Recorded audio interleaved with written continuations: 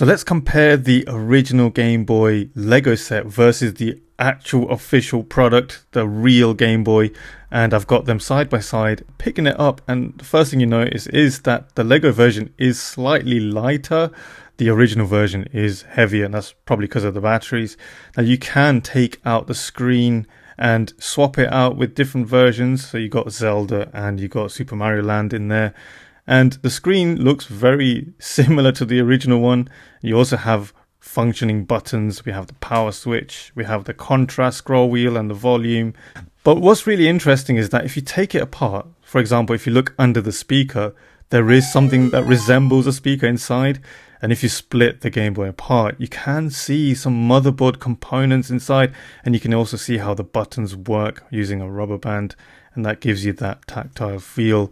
But yeah, that's really cool attention to detail.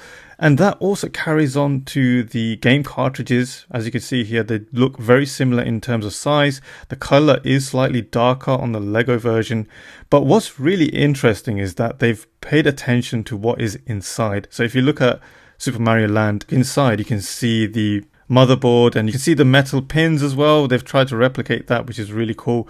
But moving on to Zelda. Now Zelda had a saving option which required a battery. So comparing it to the real game cartridge versus the Lego one, you can see that they've really paid attention to it. They even put the battery on the Zelda version, which is exactly like the original one. So there's some really cool Easter eggs with this product. I really enjoyed building it. Very, very good imitation of the real Game Boy.